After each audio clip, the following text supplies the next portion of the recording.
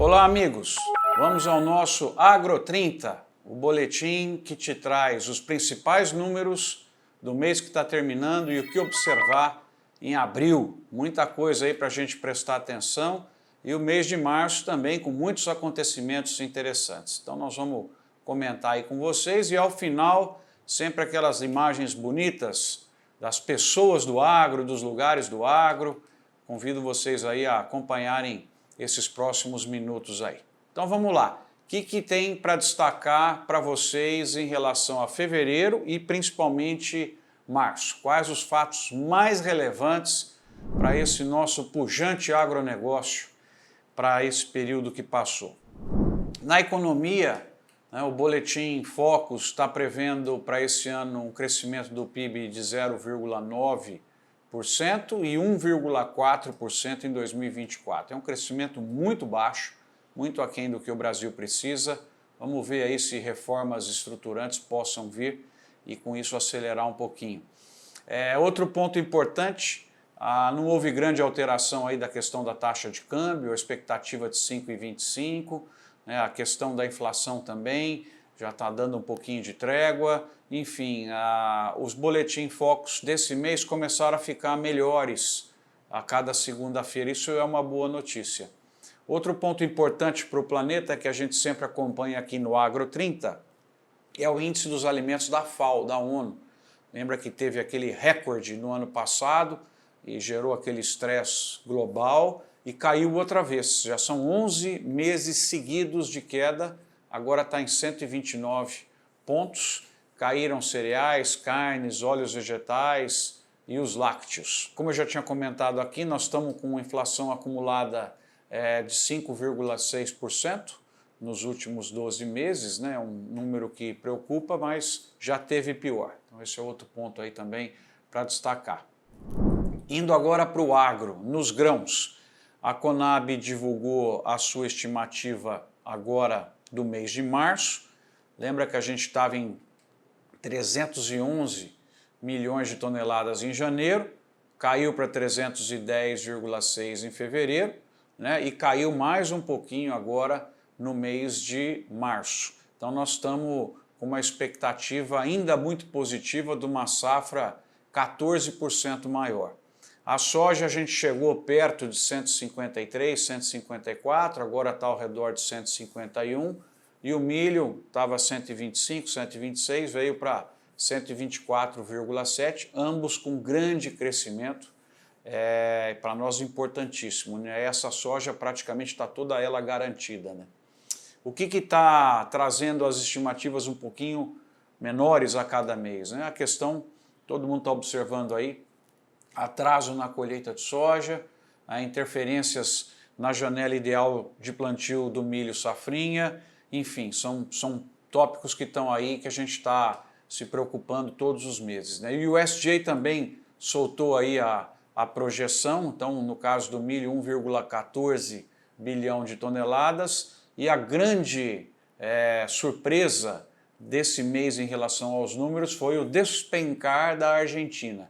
Então veja só, você produtor de soja, de milho que está me assistindo aqui, a gente deu muita sorte nos últimos anos, né, com eventos que aconteceram com os nossos principais concorrentes no mercado mundial. O ano passado o preço dos grãos foi beneficiado por conta da invasão da Ucrânia pela Rússia, e esse ano a soja e o milho principalmente, Estados Unidos com uma produção um pouco menor e a Argentina muito menor, né? A Argentina é uma tragédia realmente, os milhões de toneladas estão sendo perdidos aí tanto na soja quanto no milho, né? Então os estoques de milho devem ficar um pouquinho mais baixos do que a última projeção, ao redor de 296 milhões de toneladas, e também a soja, com comparação da última com essa, também houve queda, agora expectativa de 375 milhões de toneladas, né, uma redução de 8 milhões de toneladas. Olha só, pessoal, para corroborar o que eu falei para vocês, a Argentina, a projeção em um mês só, ela caiu de 41 para 33 milhões de toneladas de soja. E mais recentemente eu vi outra estimativa já trazendo para 25. Então eles podiam produzir 55, vão fazer 25. Então, praticamente, vejam só, o Brasil ganhou 30 milhões de toneladas e a Argentina perdeu 30 milhões de toneladas. Aí você consegue medir a tragédia que foi para eles, e nós com 30 milhões a mais, uma parte vendida a preços ainda de 170, 165, outra parte aí a 140, mas olha a renda adicional que entra, né, vis-à-vis o que eles perdem por conta da questão climática, né? Realmente o agro é difícil, né? A fábrica a céu aberto, a gente sempre tem essas questões aí acontecendo. Então, com isto, aquele medo que quem acompanha aqui o canal nos últimos 3 anos, 4 anos, quando o Brasil teve esse movimento fantástico de expansão diária de forma sustentável, né? Quase 14 milhões de novos hectares de grãos nós adicionamos em 4 anos, como eu disse aqui no vídeo do ano passado, entre 65 a 70 milhões de toneladas de grãos a mais, né? Até eu disse assim, e se não fosse o Brasil, qual seria a situação aí do planeta? Então eu sempre tinha aquele medo do preço cair antes do custo. O que a gente está observando agora, e vocês verão para a safra que vai ser plantada em setembro, um custo de produção mais baixo com relação a combustível, com relação a fertilizante, com relação a defensivo, o pessoal dos animais também a questão de medicamentos. Então nós estamos finalmente o custo abaixando, começou a baixar antes do preço, agora acompanhando a queda do preço. Não aconteceu aquele tombo, né, do preço desabar e o custo continuar alto, né? A soja está representando a perda maior, faz todo sentido, né, para entrega em cooperativa de São Paulo 152, né, mas já tem cotações no Brasil aí ao redor de 140, o milho também, né, veio para 82, algodão 160 mais ou menos por arroba. O café, uma boa surpresa, né, porque a saca vem aumentando nos últimos dias e uma perspectiva interessante de que a oferta será menor do que a demanda, então aquele cenário de estabilidade dos preços do café ao redor de 1.050, 1.100, talvez a gente tenha aí um preço maior ao longo do ano, dos 1.250, 1.300 aí a saca, né, contribuindo para o cafeicultor aí pagar suas dívidas e esperar essa queda de custo de produção. Então, nós temos também, comentando com vocês a questão da pecuária, né, tem que lembrar aí a boa notícia da reabertura da China e de diversos outros mercados, com essa questão da vaca louca atípica. Então isso aí atrapalhou um pouquinho a operação logística durante um mês, mas a China tinha estoques, esses estoques foram sendo consumidos, e eu aqui, finzinho de março, início de abril, acho que esse evento não vai impedir o Brasil de atingir os volumes que estavam determinados de exportação de carne bovina. Agora recupera um pouco, acelera, mas o prejuízo ficou realmente na mão, principalmente aí do pecuarista, que é por conta dessa paralisação dos negócios durante um tempo, mas a arroba já está começando também a recuperar, e com essa reabertura dos mercados e problema de oferta, também eu acho que o pecuarista pode imaginar preços acima de 300 aí, né, nos próximos meses, né? Então esse é um ponto importante. Quem não veio muito bem em fevereiro foram as exportações do agro, em março, perdão. Nós vendemos 9,98 bilhões de dólares, uma queda de 5,6%. Então, basicamente, já falei aqui, carne bovina diminuiu por conta do nosso principal comprador estar com essa restrição, que já caiu, e também o volume de soja ainda não está dando aquela escoada que era para escoar em virtude do atraso na colheita. E também houve uma redução de vendas de açúcar e de trigo aí nesse período, né? Então a soja continua na liderança, vendeu quase 9 bilhões de dólares, mas é uma queda de 3% quando comparado do ano passado, que a gente tinha bem menos soja, né? Então daqui a pouco vem um tsunami de dólares aí com a venda da soja, né? As carnes, 1,63 bilhão, também caíram 9% por conta dessa questão, principalmente aí de China, né? O suíno vem vindo bem, né? O suíno com essa possibilidade aí da volta da peste suína africana lá na China, de repente pega a suinocultura brasileira no momento em que a oferta está grande, a gente estava muito preocupado com o mercado internacional e a pressão em cima do mercado nacional. De repente esse fato pode ser um fato positivo, como também a gente continua com muito medo, né? Vamos comentar mais adiante, de a incidência da doença dos frangos, né? Da influenza aviária aqui no Brasil. Então isso também seria muito ruim, daqui a pouco a gente fala um pouco disso daí. Tem produtos florestais segue uma trajetória incrível, né? 1,3 bilhão de dólares. Já pensou? A gente nem dá muita bola para o produto florestal, né? Celulose, e vem todo mês crescendo, trazendo esse volume brutal de dinheiro aí para o Brasil, e aí você escuta tanta bobagem, né? Esse pessoal que invadiu áreas de uma das grandes empresas lá, dizer que isso aí não serve para nada, né? Como se o papel não fosse importante para a higiene pessoal, para estudar, para livros, né? Então a gente tem que conviver aí com pessoas sem a mínima noção, né, do que representa de oportunidade de emprego, geração de impostos, né, controle da inflação por conta de câmbio e uma série de coisas que o Brasil tem aí, né? A cana também está uma situação interessante, né? A moagem passou já de 540 milhões de toneladas e tem chovido bem, né? O que está fazendo a gente crer numa próxima safra aí que começa coincidentemente 1 de abril, em quase 600 milhões de toneladas de cana. Seria fantástico ter essa produção aí. A boa notícia é que 80% do açúcar a ser vendido já está fixado com um preço em reais bom, tá? As usinas aproveitaram, foram muito hábeis, pegar o açúcar a 19, 20 centos por libra-peso e aproveitar os momentos em que o real deu aquela desvalorizada e fixaram um volume bastante grande. E isso é importante, né, para o caixa, a garantia, mesmo que o preço do açúcar caia, o que acho difícil também, em virtude da situação de consumo mundial, da Índia estar produzindo menos do que esperava, de aumentar a mistura de etanol na Índia. Acho que a gente está começando uma safra agora, 1º de abril, onde, quem sabe, dá para manter o ATR aí ao redor de 1,18, 1,19, 1,20, né? Isso é muito importante. Outra grande notícia foi que, além do retorno do imposto sobre os combustíveis poluentes, né, a gasolina, aprovado o aumento da mistura de biodiesel no diesel a partir de abril. Ela nunca deveria ter caído, né? Já criticamos aqui em vídeos anteriores, vocês lembram disso, nunca deveria ter caído. Mas agora até 2026 vai chegar a 20%.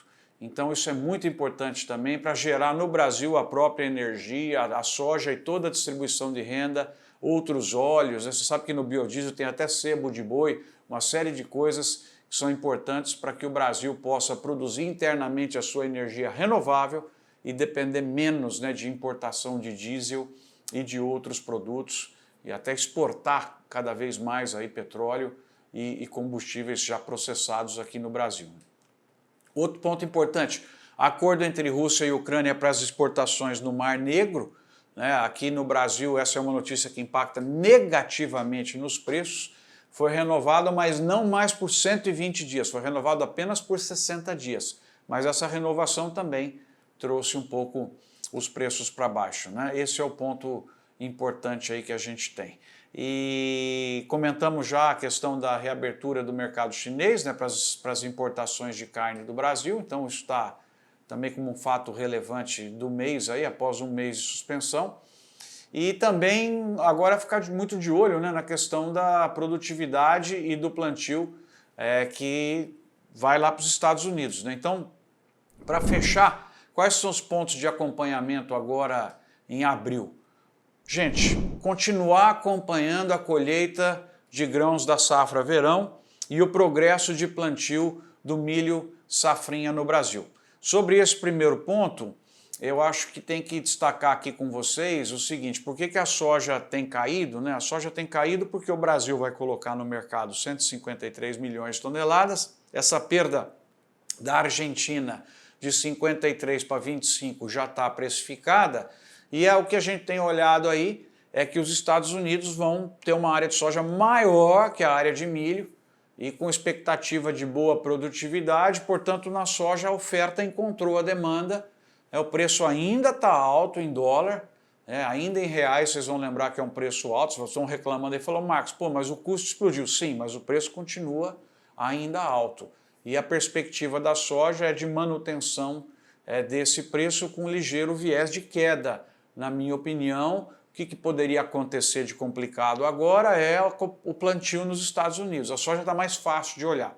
No milho, pessoal, a gente está esperando aí 95 milhões de toneladas na segunda safra do Brasil para performar 125 milhões. O milho também depende de Ucrânia, só que essas 95 milhões de toneladas do Brasil não estão garantidas, né? Elas estão sendo plantadas. Então no milho a gente ainda corre risco de ter uma situação de onde alguma frustração climática na segunda safra do Brasil pode levar aí os preços para cima. Então essa aqui é um pouco a ideia, né? E eu também tenho falado aqui já há algum tempo, eu acredito numa valorização do real. Se as propostas aí de questão tributária e a condução da economia mantendo o trilho, né, com confiança no Brasil, redução da taxa de juros nos Estados Unidos e na Europa a partir do segundo semestre, controle da inflação no Brasil e um eventual início da redução da taxa Selic, né, a gente pode esperar uma valorização um pouco da moeda, que é um pouco a minha aposta aqui com vocês. Você sabe que eu não tenho medo de dizer, né, o que eu estou pensando. Eu prefiro errar do que não dar a minha opinião aí para vocês, né? Então esse é um ponto importante aí para a gente olhar. Acompanhar então a produção de Argentina, Ucrânia, Estados Unidos, faz parte do nosso dia a dia aí no mês de abril. E o que eu comentei com vocês, né? O ponto principal agora é a intenção de plantio nos Estados Unidos, lembrando que a redução de custo de produção que nós estamos tendo, eles também estão tendo, é muito importante. Nesse mês de abril, a grande expectativa que eu tenho é que as nossas exportações do agro bombem, porque tem essa soja toda aí para começar a ir para o mercado internacional. O milho também tem tido uma performance muito interessante, então torcer aí para que a carne bovina também volte com força, que continue muito bem aí a suíno e a de frango, para a gente ver. Os impactos da renovação do acordo de grãos no Mar Negro é outro ponto para a gente ficar acompanhando.